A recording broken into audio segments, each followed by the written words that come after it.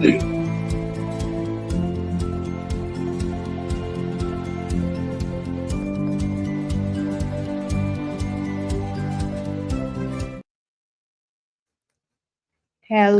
good afternoon, everyone. And if you're watching from a different time zones, good morning or good evening, wherever you may be. And I've noticed that I have now 19,000 followers. So thank you so much for your support. And having said that, I would like to introduce myself for those who are new in this platform. My name is Marilyn. I'm the founder and CEO of Customized Training Solutions Private Limited, or CTS, and we brand ourselves as Asia's most trusted training and business solutions partner. We create events and programs that add values and impact for leaders to stay relevant, adapt to the next normal, and ensure performance of a hybrid team. And of course, our mission is to be able to inspire sustainable transformation by empowering leaders through customized solutions that drive outcomes and impact. We have served over 6,500 leaders from over 30 countries in different industries, including Petronas, Sony Mobile, Ayala Group, Meralco, Aboitiz Power, Manila Hotel, and Brunei Shell, to name a few. And today we're going to discuss a very specific topic around cyber resilience. And it's about the evolving threat landscape to stay ahead of cyber criminals. Um, and why are we doing this? It's because you've seen the data earlier, right? We have a lot of cybersecurity cases around the globe, and according to the World Economic Forum Global Risk Perception Survey in 2023 and to 2024, cyber insecurity is fourth among the top 10 risk. And so I would like to invite my guest, starting with Ben Ouano. So Ben is currently the Chief Operating Officer for Asia Pacific with Resecurity, which is a cybersecurity threat intelligence provider. He is in IT security, an IT security executive with over 25 years of experience in product development, data security, network design, application development, and systems administration. So he previously held roles as Vice President Information Security for Turner Techtronics Incorporated, Director Product Development for InfoArmor, in which he was responsible for design and development of VigilanteATI trademark, award-winning threat intelligence platform combining how do I read it? OSINT. OSINT, and non-OSINT, and proprietary intelligence data. Hi, Ben. Hi, Marilyn. Thank you for having me. Yes, would you like to add anything to your No, introduction? no, not at all. Thank you. Okay, thank you so much. And I'd like to invite Charmaine. Charmaine Valmonte serves as the Chief Information Security and Data Privacy Officer for Aboitiz Group's Aboitiz Equity Ventures Incorporated and its managed business units and Aboitiz Foods. She has over 30 years of experience in U.S. military and the private sector, and her expertise lies in building cyber risk and cybersecurity programs with highly effective teams focused on reducing risk of security breaches, minimizing disruptions to preserve brand reputation, and build client confidence. Hi, Charmaine. Nice to have you back. Thank you. Thank you for having me. Any addition to your introduction, by the way? No? That's Okay. much. Okay, thank you so much. And last but not the least, I'd like to bring in Sharvin Apia. He is the managing partner of Sean Appleby International, a boutique consulting firm in digital services.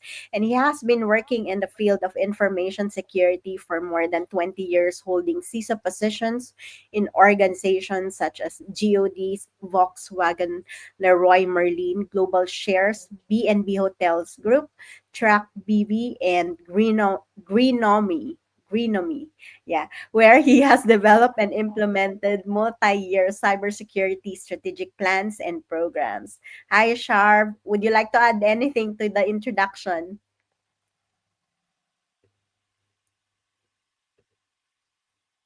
You're on mute, by the way. Yeah, it's better if I unmute myself. Hi, everyone. No, I'm good. Thanks for the introduction, Marilyn. Okay, thank you. And so let's get started. This is very exciting because there's really a good diversity as well. Even this is a small group of conversation, right, around the evolving threat. And this is something we would like to highlight as well, especially that like more and more cybersecurity like incidents are happening around the globe, right? And so I'd like to start, ladies first. How have cyber threats evolved in the past year, and what are the most pressing threats organizations should be aware of today, Charmaine?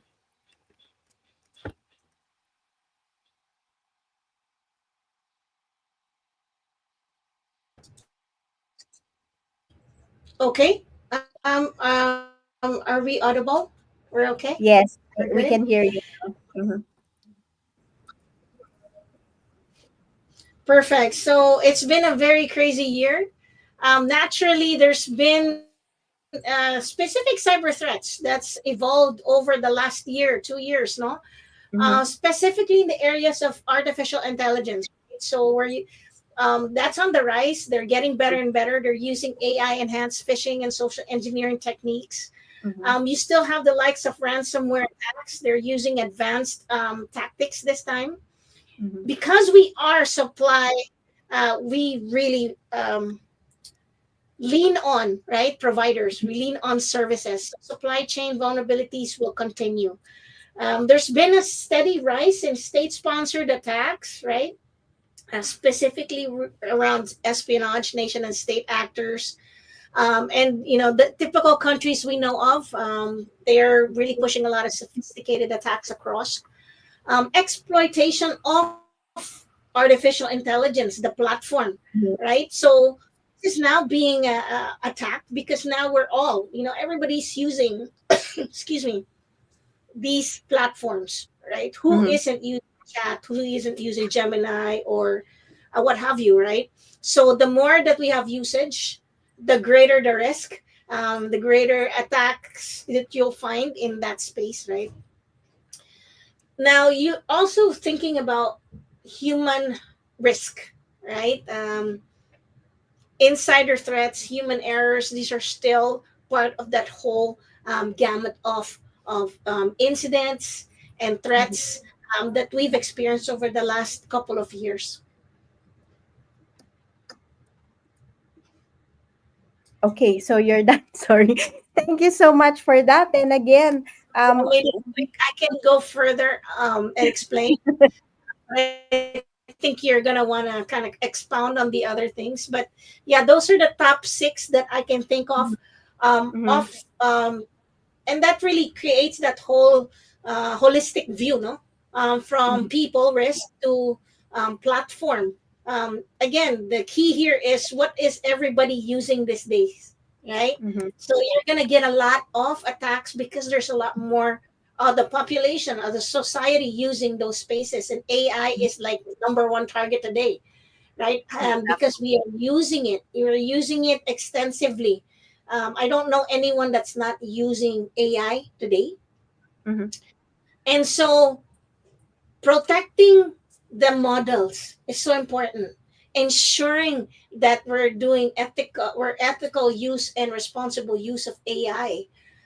That becomes the prime target because everybody's starting to use this Mhm. in every day in everything that we do, no? So if I'm an attacker, I'm gonna really work on getting into the AI space.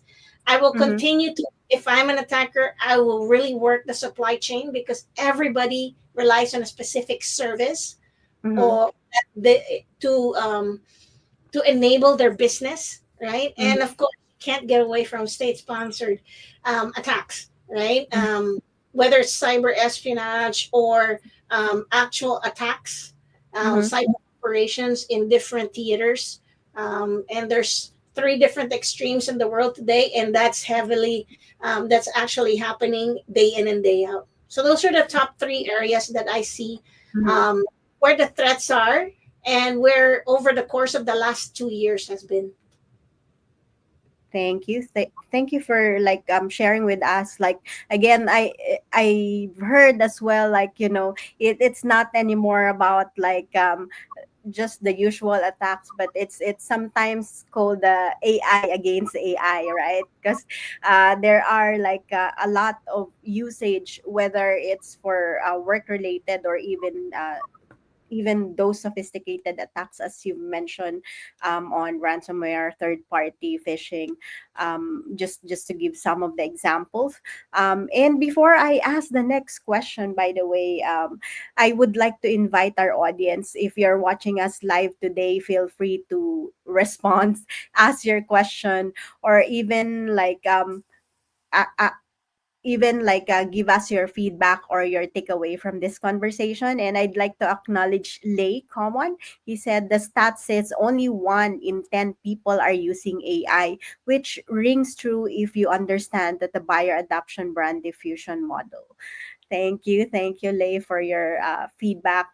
And I would like to ask a question. You've mentioned about sophisticated attacks, and but what are the common mistakes do organization make when trying to stay ahead of cyber criminals? And of course, having said that, how can they also avoid them, right, Char? One of the key things in avoiding these threats, these attacks, right? Mhm, It's really number one, sound cybersecurity practices and hygiene, mhm, mhm, right? Understanding what type of technologies you're using, right? We can't really say, okay, and I agree, one of Lay would say, yeah, 1 in 10 people. But for those that are actually using it, right? For those that are actually using this technology, mhm. there's a vast amounts of attacks that are happening in these platforms, right? Right, right. And I would like to actually ask also Charvain for his feedback or response to this second question. Thank you, Charmaine. Yes, I think it's a classic. Yeah. So I think it's a classic approach to trying to get far quickly Mhm, and trying to go too fast. So it's like trying to run before you learn to walk. That's a mhm, classic, I would say, approach when it comes to adoption of new technology, and managing threats is one of the same, I would say, processes where organizations tend to uh, mature too fast before mastering the foundations. So when we talk about threat management as in itself, it's a generic concept. We hear it a lot, but as you mature, you go towards threat intel and these kind of things, which later I think Ben could share some of his expertise on the topic. But you have to know from where you start. So depending on the maturity of the organization, the size of your organization, you have to find a fit for purpose process and threat management, I would say, capability in your organization.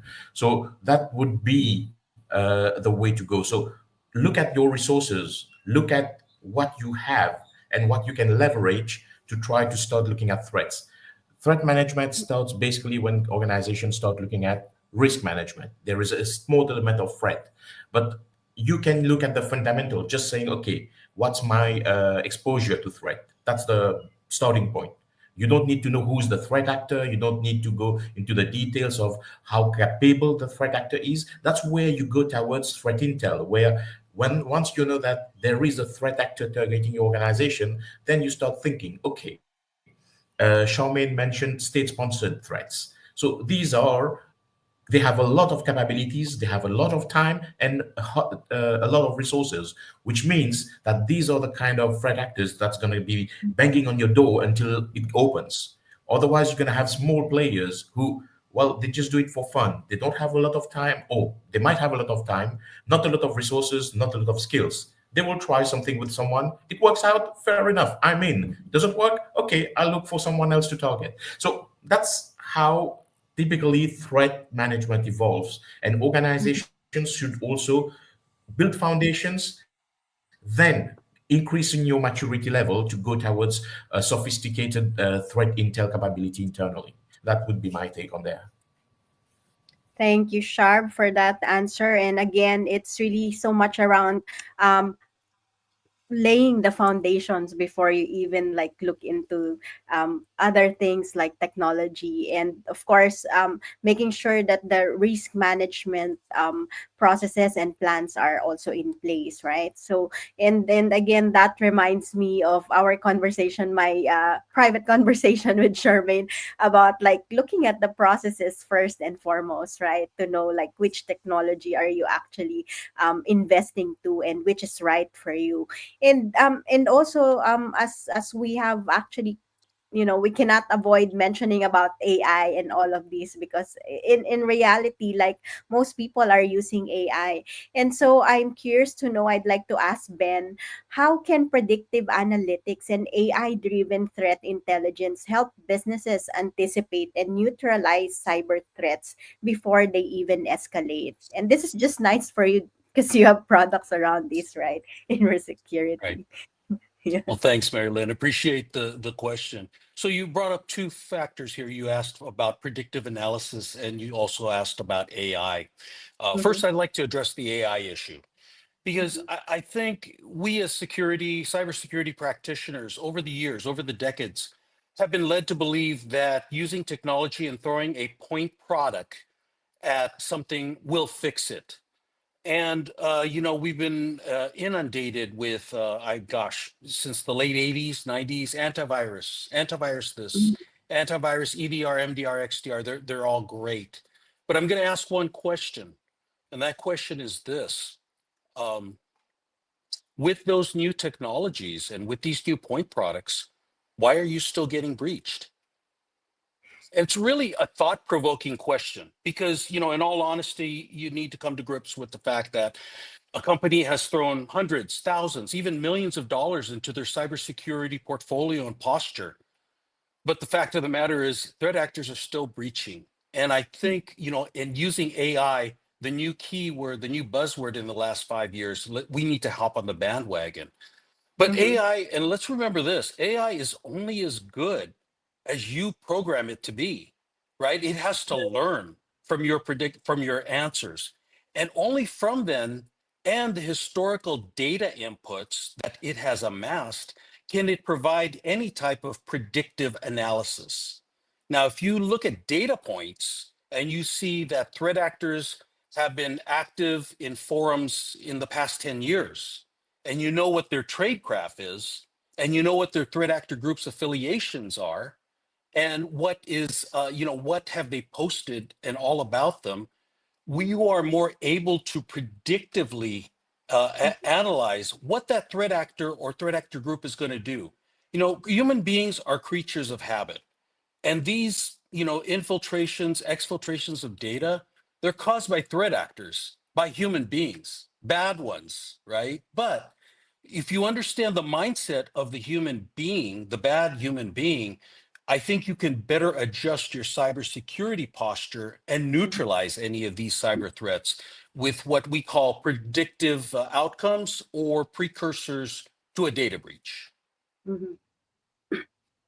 I love what you've said about AI is only good as you program it to be, right? And again, like, it's about minding our data as well, looking into and understanding what the threats are and how we can actually manage it, right? So thank you so much uh, for your answer to that. So and I would like to address the next question. Maybe you can start, since you just finished your answering the earlier question. So this is addressed to Ben and Charv. So what role does supply chain security play in today's threat landscape, and how can organizations strengthen their defenses against third party vulnerabilities, which was also mentioned by Charmaine earlier as one of the top threats? Mhm. Sharv, do you want to start or? Yeah, one of the key things, and Go you ahead, hit. Ben. Oh, go ahead. Oh, Was it oh sharp? no, I'm sorry. I wasn't No, sure go who ahead, was going to go Charmaine. first. Then we'll follow up. Yeah, I'll Sure. follow up. Go ahead. Yeah, earlier I mentioned that third party risk is still an issue, no? And or supply chain risk. That's because Again, there is not an organization that does not farm out their services, right? We farm out our services on collab tools like Microsoft, Amazon, Google Cloud. Who isn't on the cloud, right? And who isn't uh, dealing with a an ERP system that does not necessarily sit in their confines of their organization. So we all rely on service providers. It's a service centered environment, right?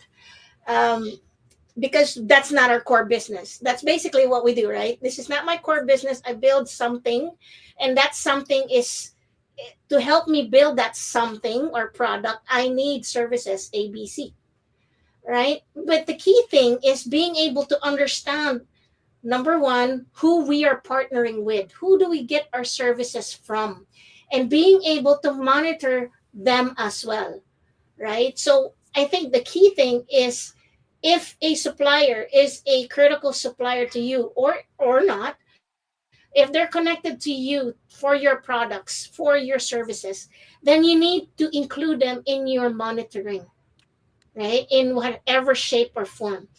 Again, you don't want to throw, okay, well, there's another service and another product I need to put in just for supply chain risk. Um, Look at what you have in your arsenal, in your architecture, in your tech stack, and service stack, and understand what you can optimize around that space, right?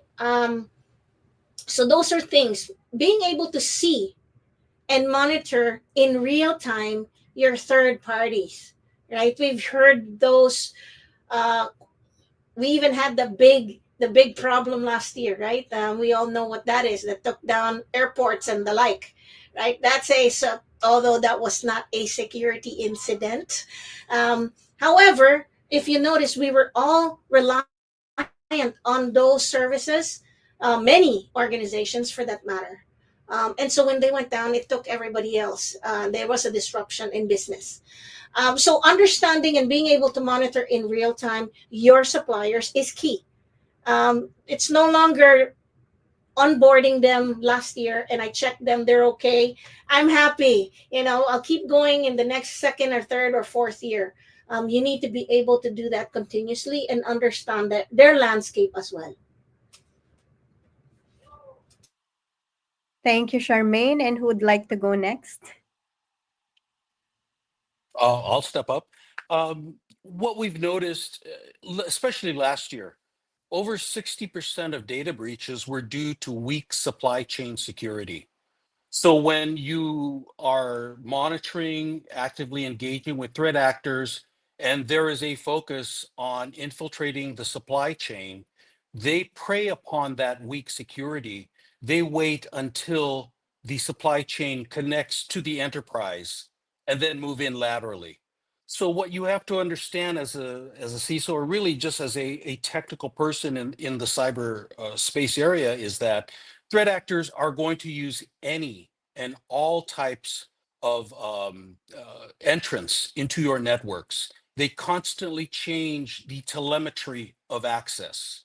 And so by what Charmaine said was, yes, monitoring in real time your supply chain. And you know what, if their security is weak, or they have a vulnerability that has not been addressed, cut off the access until it is absolutely corrected, because that is the detriment to your enterprise. And for any organization, I would say supply chain should be top of the priority, because after all, it can be your weakest link. Thank you. And Char, would you like to add on to that? Um, yeah, sure, sure. I think there's one more thing that we should, I mean, we need to understand and uh, picture it. Just imagine, we were talking about threat landscape earlier on the previous question earlier in the session, and we were talking about the threat landscape of one organization. Now, imagine you have the threat actors which are out there targeting your organization, and just multiply that same thing with the number of suppliers you have. So it literally looks like every supplier will have a different landscape. the threat landscape targeting a supplier and yours will be different, because both potentially, like Charmaine was saying, the tech stack is different, so that the entrance into their system to get to yours will be different. So you can't manage the threat landscape of your suppliers. So monitoring your supply chain is one thing, but Mm-hmm. you can't monitor all of your supply chain as well. It depends how many suppliers you have. So real-time monitoring, depending on the size of organization, it will be cost, it will be time intense, cost intensive, it will be technology intensive. So you need to have the resources for that. So the approach again of how you're going to manage your supply chain becomes important. You need to be able to identify out of your supply chain which ones are the most critical one, and this goes down to business. What are the who are the suppliers who are actually most critical to your business? So there is where you're going to be focusing your effort and focusing your resources. And again, Ben has said, if the supply chain is not secured, you normally cut off this, you cut off the link just to make sure you are not targeted. But then you have business screaming, I can't deliver the service or whatever. So it's always like juggle a game of juggler. You have to juggle with a lot of factors, and you have to make sure that everybody's happy, because otherwise they come knocking and pointing fingers at, oh, security again, roadblock. So it's not like you should not do it, but depending on your organization, there are other elements that come. It's not only the threat management aspect, it's also about how you build your relationship with other stakeholders in your company, how you leverage the purchasing department, because managing your supply chain as security, you can't do it. As a CISO, you can't do it directly because you don't have direct link to the supplier, which means you have to go through the right SPOC or single point of contact within your organization. So the link, the process, which Charmaine was saying earlier, again comes into factor. So it's just about finding all the pieces of the puzzle and plugging it together. And also, one thing I was just thinking when we were started the talk, just think about, you can manage threat for your organization, but not for others, which means the moment you look at your supply chain, you are talking about risk management over there, because there you can't go into analyzing what are the threat actors looking at them. They have to do it, and you have to make sure that they do it. Thank you so much, Sharv. And again, it's all about understanding your threat actors, and as well as knowing which data or critical assets are you protecting for your business, right? And it's important that you not only monitor and ensure this is part of the risk management that you do. Because again, it goes back to, we can't really get away with not having third parties to work with us, right? It's just obvious that we all need like collaborations and partnerships with other providers, whether it's cybersecurity and other programs or solutions, right? So thank you so much for that. And I'd like to ask the next question to Charmaine and Sharv. From a cybersecurity leadership perspective, what proactive steps should organization take to ensure that their security teams are equipped to handling emerging threats? Because again, we've already established that there will always be threats coming in, right? And so like how the leadership can actually help us through this, right? Okay, so I can take that. I'll start, and then um, you can come in on the back end on that. One of the key things that we always notionally, this is historically as a cyber professional, we always looked at an organization and we looked at their technology. Mm-hmm. We looked, oh, they have machines, they're on cloud. X% is on premise, X% is on cloud, or they're all cloud. They're all service providers. So we're already thinking, this is how we were conditioned, right? We're conditioned to think about what are the end devices, where did they compute, how did they compute, right?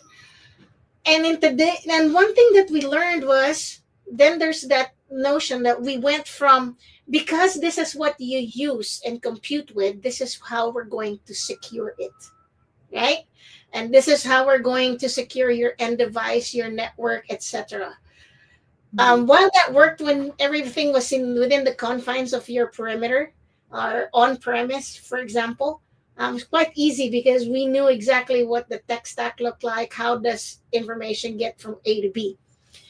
And then you've got now technology that allows everyone to just compute at any point in time from any location, basically work from any place. So that just changed the whole picture of your environment, didn't it? It has expanded your architecture. You're saying, oh my gosh, now they're everywhere. How do I secure this? So one of the key things we learned is really, have we actually chased the data? Where is data? What is data? What is the data that we compute with? Where is it? Can we trace it?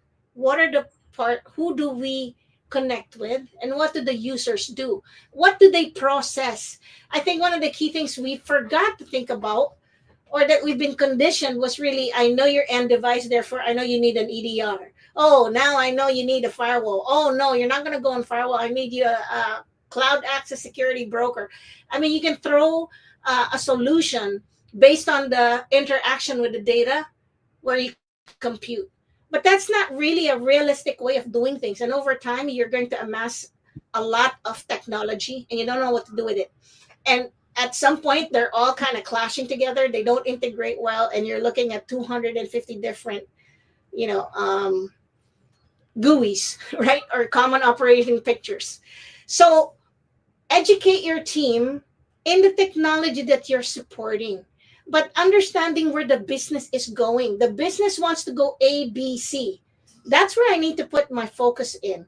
Where do they need to be in the first, second, third, fourth, or fifth year? Understanding business is as important as understanding technology, right? We already know we're going to get certified in, in whatever security field we want to be in, right? I want to be a CISO, so I need to take CISSP. I want to be a hacker, I want to take CEH, I get SANS. Those are going to be the norm. But understanding the business that you're in and that you're supporting is something that not we don't really think about until we're in the thick of it and having to react to the business. I want to go to cloud. I want to be all cloud by X date. Suddenly you're scrambling. So it should be the other way around. We need to understand the business better. What processes are we supporting, right?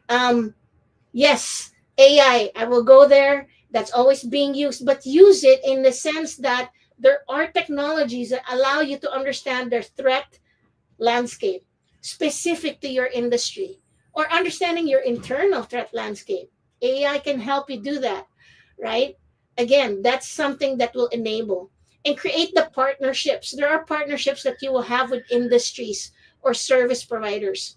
Naturally, staying compliant, but compliant does not necessarily mean security, right? If you check the box, doesn't mean that you're secure. You need to continually check your environment and understand and look at what you have and how you're processing.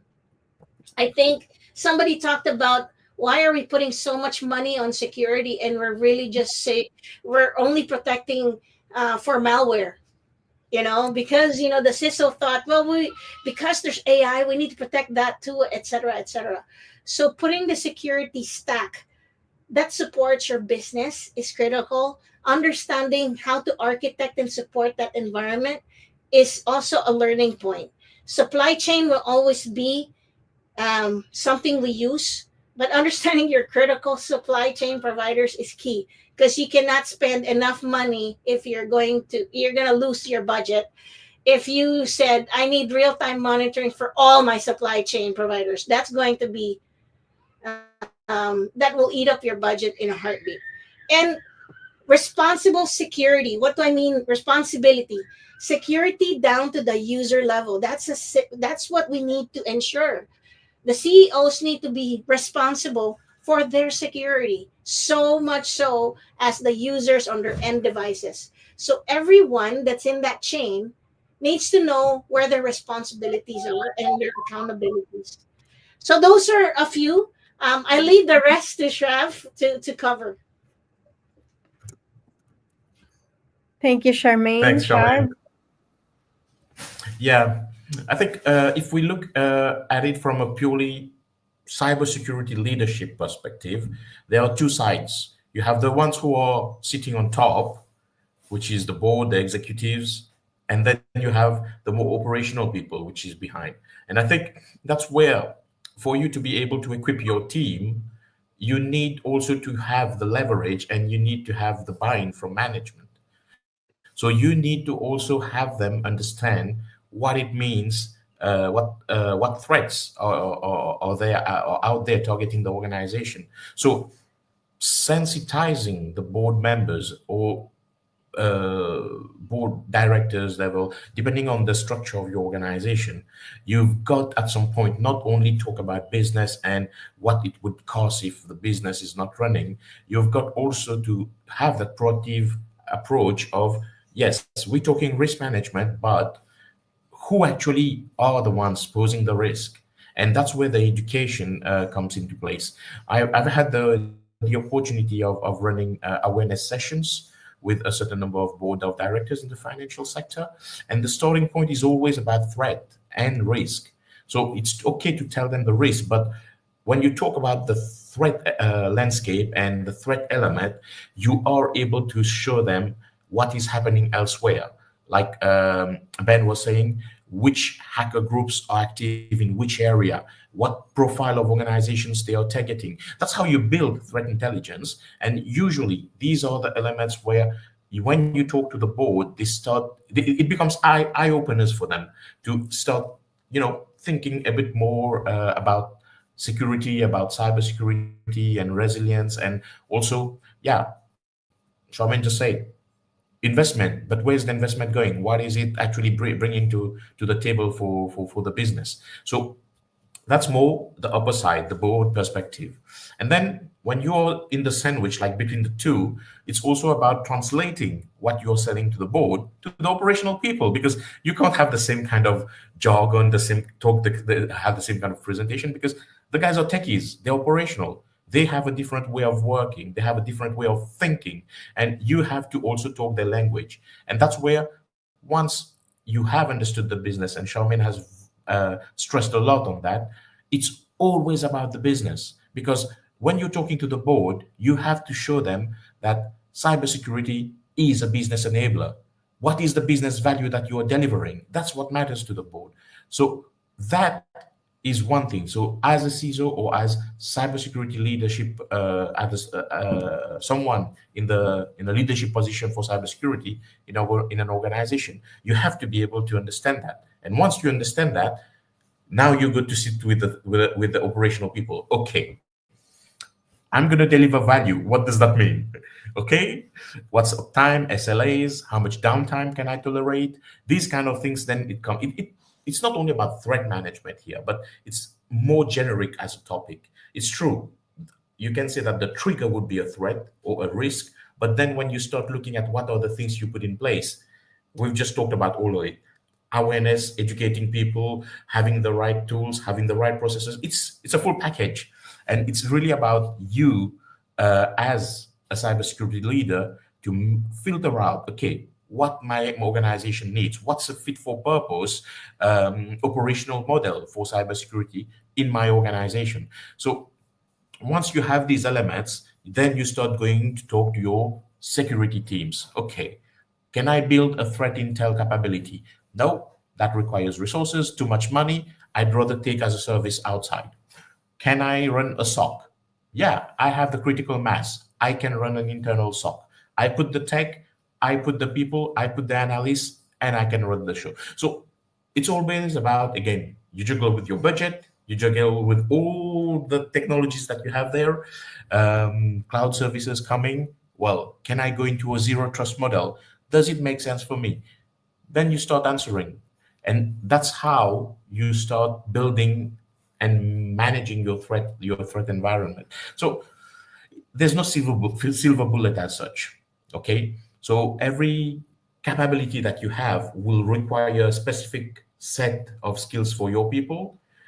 And also having the right people next to you, because depending on the size of your organization, the size of your cybersecurity team, you might end up with a CISO doing everything. That is very common in startup and scale-up environments. But when you go into more mature organization, you do have quite considerable teams. I've been working for teams of up to 300 people in a cybersecurity team. And that means you need to have the right governance. And in that, these 300 people into different small teams with different capabilities and these kind of things. So I would say it's really about finding the right size and the right model which fits your organization, and then you can build everything from top to bottom or bottom up. It's really about what works for the organization.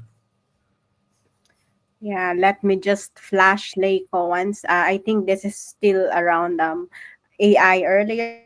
However, it's easy to let your immediate experience set create a perception bias. And I guess this one just came in, Dr. McLean. I think he's agreeing to you what you just said, depending on the size. And I really appreciate the input from Charmaine, which is, I would say, really about understanding business. And your input, Char, really more on, I would say, educating more, not only the leaders, but every stakeholders that are within the organization, right, in order to protect the organization. And is there anything that you'd like to add, Ben, before I ask my last question? No, not really. I just, to confirm, and I fully and wholeheartedly agree with my fellow presenters that it is a balance. You have to balance that. If a CISO is coming in from a technical perspective, that's great. They understand from that aspect, but they need to communicate effectively to the board. If a appointed CISO is coming in from more of the general business area, they need to get involved in the technical end.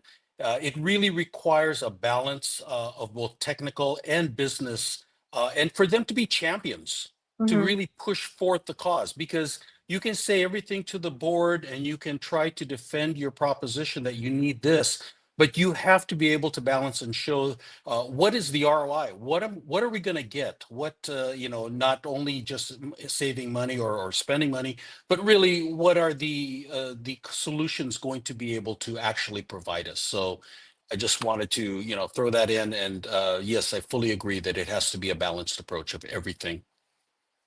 Thank you for that add-on, and it basically closes the the question. And because wow, the time flew by, it's already almost 45 minutes, and so maybe I would like to invite all of you to actually basically answer my usual Miss Universe or Mr. Universe question.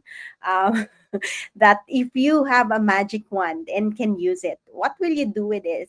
And I guess based on our conversation, it's really an invitation to what are some of the key takeaways or best practices that every organization, regardless of the size, because a lot of times, I mean, we had that conversation in our previous virtual summit on cyber resilience, where, cybersecurity is not only for big players, right? It also includes small and medium enterprise and every one of us, in fact. And so, and regardless of the size, and how should they implement it immediately to actually enhance their resilience? Because again, as I've mentioned, cyber resilience is in fact equivalent to business resilience as well, right? So, who would like to start on your magic wand?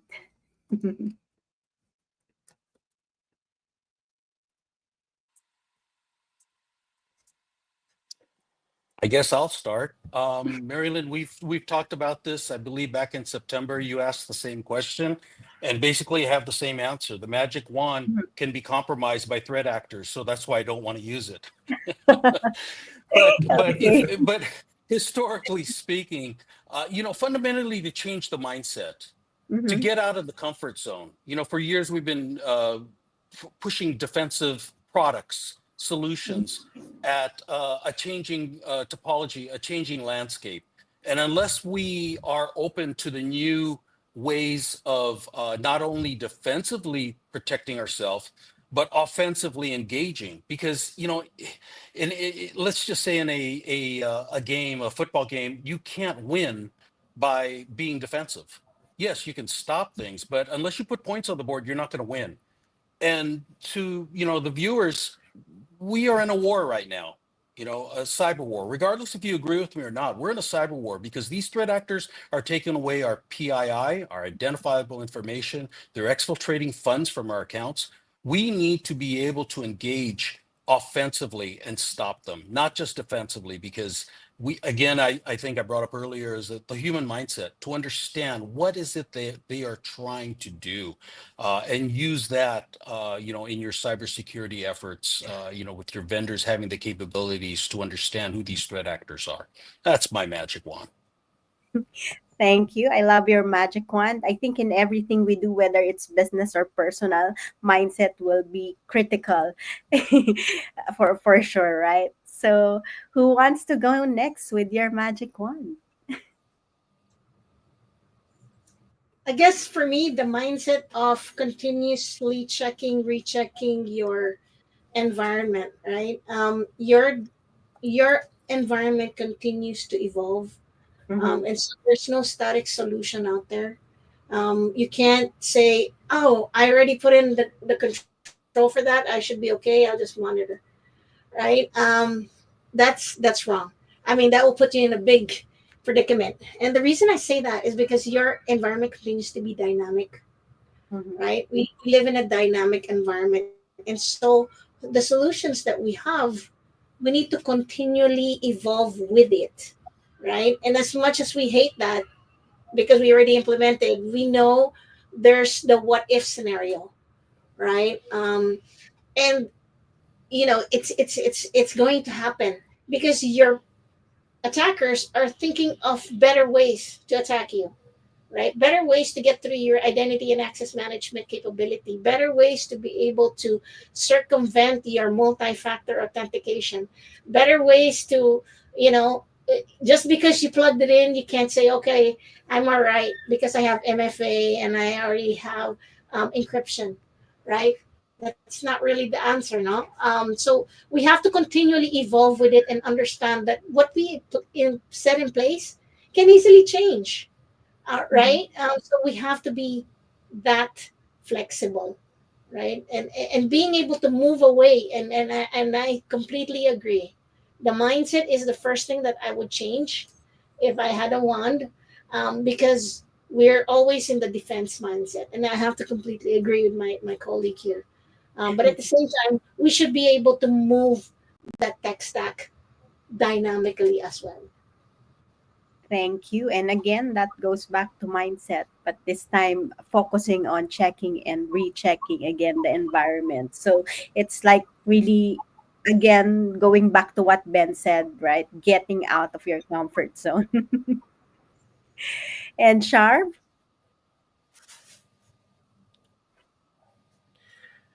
Well, everybody has said everything. What do I have left to say? No, what's I your think, magic wand? well, I, I strongly believe that it's all about people. I think it's all about people.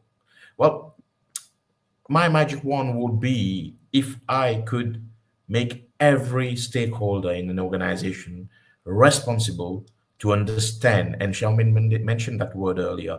They have to feel responsible. They have to feel accountable of their role in protecting their organization. Because every attack that has been successful, if you look at the kill chain and you look at the starting point, it's been always about credentials from someone, phishing emails that have led to someone getting credentials then getting access. So it's not to point fingers at the user. It's just that, well, we are human. We can easily make errors. We don't have the right reflexes for some reasons. But there are certain users who just don't feel and own their responsibility and their role in security. And I think that would be for me key. And that doesn't mean we're going to have 100% secure environment. We need the technology to complement that, of course, But you can have the best identity access management system, but if the user is willing to share his password, it doesn't help you. You can have the best EDR, but if the user want to just install everything, it just doesn't work. These kind of things happen. So responsibility for the users, and here I'm not only the operational people or the end users, I mean, but also management, leadership. Everybody plays a different role when it comes to securing an organization. So I'd say that if we are able to constantly, you know, uh, mature in what we call human-centric cybersecurity, I think that could be a game changer also for us, I would say, security practitioners. Because today, whenever you go and talk to people and you talk about security, it's always, oh, are they gonna prevent me to work from the way I used to work? Oh, are they gonna bring changes? The process is gonna change. It's always about that, but we don't do it because we just wanna make things difficult for you or complicate your life. It's just that that's the right way we think to do it to protect the organization and yourself. So yeah, that's what I would say. I love that. Again, if everyone is accountability and doing their own, own responsibilities in protecting the organizations, then we could be like very, very well protected as well. And I'd like to read this comment from Robert. I would really like to see the government and private sector engaging in collaborative and partnership so that we are really more prepared to combat cyber threats. And I really love this comment, Robert, because this is what I'm doing right now through the platform. I mean, this is also, I guess, a segue for me to share with them, to collaborate with us, to join us, especially those who are advocating around cyber resilience, similar to all of us here. You're watching right now, right? That we're actually looking forward to collaborating more and to doing all our best to work together, because I mean, this is such a huge problem, right? It's a challenge, but at the same time, it's also a huge opportunity for everyone of us to work together and be able to come up with solutions to protect ourselves as an individual, as well as, of course, organizations, because I mean, there's more risk and investment that is on stake, right? So really, I mean, the 2025 Cyber Resilience Summit is aimed to actually have government officials, public and private organizations to actually collaborate with each other, whether you're an end user or a solutions provider. Our aim is to be able to come up with collaborative solutions together during that event, and it's gonna be on March 5 to 6 in Crown Plaza, Manila Galleria. So we invite every one of you to join us, whether you're coming in as attendee, a sponsor, exhibitor, and of course, you're seeing some of our speakers here right now. So again, thank you so much for your support, and we look forward to having you on this event. And we'll be adding as well the link on the comment below. If you have any additional questions or comments, feedback, I'm sure, and please do tag Charmaine, Ben, or Sharp, to whomever you'd like to address your question. Please do so.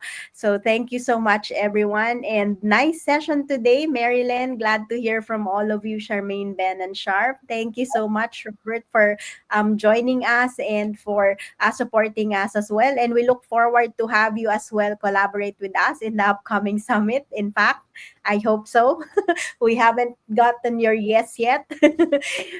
So we look forward to that. And again, thank you so much. And if we work together, for sure we can actually make something great right out of this. So thank you so much, Charmaine, Ben, and Sharp, for taking time to have this conversation with me. And we hope that we have empowered and educated more audience out there. Thank you so much, everyone, and see you again on February 12th for another session.